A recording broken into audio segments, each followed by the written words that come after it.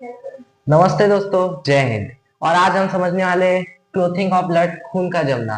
खून क्यों जम जाता है और खून ना जमे तो उसकी वजह से क्या हो सकता है। देखिए, अगर हम मान लेते हैं कि कोई एक इंसान है जिसके हाथ में से, अभी देखिए मैं इधर एक कार्टून जैसा हाथ बना दूंगा। इधर हाथ से उसका इधर इतना दूर का एरिया कट जाता है। ठीक है, इधर आपने देख सकते हैं। इधर से खून कंटिन्यू अगर निकलेगा तो इंसान के शरीर में से पूरा खून खत्म हो जाके वो एक एक टाइम पर आएगा कि उसका डेथ हो जाएगा। ठीक है, उसका डेथ हो जाएगा, फिर अब उसके आगे क्या ही होगा अगर डेथ हो जाएगा तो यहाँ पे इस प्रोसेस को ना, डेथ ना हो, उसका खून सब ना निकले, उसके लिए एक प्रोसेस होता है, कैस्काडिंग प्रोसेस। कैस्काडिंग प्रोसेस कुछ नहीं होता है, वो जो क्लोथिंग ऑफ ब्लड रहता है उसी के प्रोसेस को हम कैस्केडिंग प्रोसेस बोलते हैं। कैस्केडिंग प्रोसेस में होता है आपका 4 मिनट का प्रोसेस होता है। इसमें जो भी आपका तत्व या आप बोल सकते हैं विटामिन, वो सब आपस में मिलजुल के काम करते हैं। और खून का थक्का लगना मतलब खून को जमना, खून का जमना, या इंग्लिश में आप बोले तो क्लोथिंग ऑफ ब्लड, इस चीज को हम चलिए समझते हैं। स्टेप 1 पे यहाँ पे आप देख सकते हैं थ्रम्बोसाइट। थ्रम्बोसाइट कुछ नहीं होता है, प्लेटलेट को ही हम थ्रम्बोसाइट बोलते हैं। थ्रम्बोसाइट जब एयर, माने हिंदी में आप बोल सकते हैं वायु, वायु के संपर्क में आता है तो थ्रम्बोप्लास्टिन बन जाता है। थ्रम्बोप्लास्टिन, थ्रम्बोप्लास्टिन मतलब एक्टिव हो जाता है, दोनों मिलके एक थ्रम्बोप्लास्टिन का रूप ले लेते हैं, ऐसा आप बोल सकते हैं।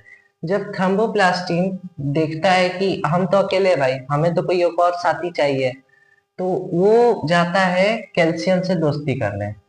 यहाँ पे जब उसके साथ कैल्शियम से दोस्ती होता है तब ये दोनों मिलके सोचते हैं कि अरे भाई, हम दोनों तो नहीं लड़ सकते, खून दोनों हम दोनों मिलके खून नहीं जमा सकते, इसके लिए हमसे भी कोई विशाल चाहिए। तो जैसे रामायण में आपने देखा होगा कुंभकर्ण को जगाते, वैसे इधर प्रोथोबीन को जगाया जाएगा इन दोनों के जरिए। ये दोनों जाएंगे कैल्शियम और थम्ब्रोप्लास्टिन जाएंगे प्रोथोबीन को जगाने। जब ये जग जाएगा, अभी एक्टिव नहीं है, जब ये एक्टिव हो जाएगा तो थ्रोम्बिन उसे बोला जाएगा। अब ये एक्टिव नहीं है, जब एक्टिव होगा तब थ्रोम्बिन बोला जाएगा। मतलब सोया है तो प्रोथोमिन, जग गया तो थ्रोमिन। ठीक है, इतना आपने कई सारे तरीके समझ लिया होगा। अब हम तीसरे स्टेप पे आते हैं। तीसरे स्टेप में जो थ्रोम्बिन, जो कि वहां पर एक्टिव हो चुका था, वो थ्रोम्बिन फाइब्रिनोजेन, थ्रोबिन और फाइब्रिनोजेन मिलके फाइबिन बन जाता है। ये भी सोया रहता है। ये आता है, थ्रोम्बिन आता है फाइब्रिनोजेन के पास, और इसको फिर एक्टिव कर देता है, इसको भी एक्टिव कर देता है। तो इसी को एक्टिव करने के बाद हम इसको बोलते हैं फाइबिन। इसको एक्टिव करने के बाद हम बोलते हैं जैसे फाइबिन। फाइबिन जो है कुछ नहीं होता है, ये जाली के समान होता है। आपने देखा होगा आपकी खिड़की के इधर जाली लगा रहता है ताकि मच्छर वगैरह इधर उधर ना जाए। आप शाम को जाली लगा देते हैं, मच्छर उस पार से रूम में नहीं आ पाता है, तो समझिए इसी प्रकार से ये काम करता है फाइब्रोबिन। फाइब्रोबिन कुछ नहीं होता, ये एक जाल होता है। इस जाल के अंदर रुधिराणु मतलब आप बोल सकते हैं डब्ल्यूबीसी, आरबीसी और प्लेटलेट, ये आके इधर जम जाते हैं। जो खाली जगह आपको दिख रहा है इधर आके जम जाते हैं सब। मतलब ये उतना पतला जाली होता है कि उसके आगे जा नहीं पाते, उधर आके रुक जाते हैं। फिर अब प्लाज्मा तब तरल पदार्थ है, तो तरल पदार्थ इसके आगे जा नहीं पाएगा, तो उसी को हम कहते हैं खून का जमना, blood clotting, clotting of blood.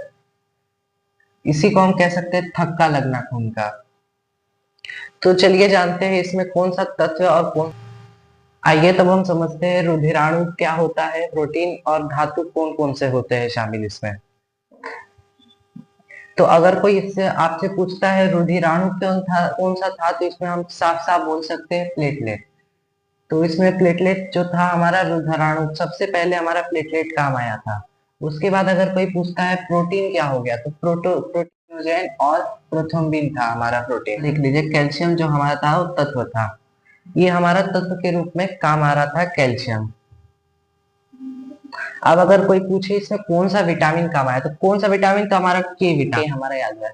अब शरीर में प्रॉब्लम ये था कि खून तो ये जमा देता था, ये तो बहुत अच्छी बात है कि कहीं कट गया तो खून जम जाएगा वहां पे। लेकिन अगर मान लीजिए शरीर के अंदर तो बहुत खून होता है, लगभग जो होता है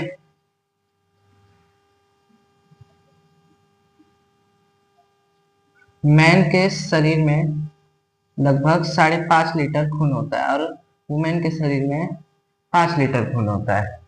तो खून तो पहले अंदर का ही जमने लगेगा, इतना ज्यादा खून अंदर है तो उससे प्रोटेक्शन के लिए हम यहाँ पे एंटी क्लोथिन नामक, हेपरिन नामक चीज अंदर मौजूद रहता है। इसका खास बात यह है कि जब तक ये एयर के कांटेक्ट में नहीं आएगा तब तक इसमें कोई भी क्लोथिंग नहीं होगा। अभी हमने इसके पहले अभी मैंने पढ़ा है कि जो प्लेटलेट था वो जब एयर के आने के बाद आपका वहां पे आपका ये जम जा रहा था, खून खून जम जा रहा था वहां पे। लेकिन अगर खून शरीर के अंदर एयर ही नहीं होगा तो फिर वो जमेगा कैसे? यहाँ पे सबसे ज्यादा आपका हेम्ब्रेन आपका ब्रेन में होता है, क्योंकि वहां पतले नस होते हैं और वहां फटाक से नस जम के फट जाते हैं प्रेशर की वजह से। अब प्रेशर देता कौन? तो दिल देता है। देने का स्पीड लगभग 120 रहता है और वापस लेने का स्पीड 180। ये अलग अलग हो सकता है, इसे हम ब्लड प्रेशर के नाम से भी जानते हैं। तो ये सब में अलग अलग हो सकता है।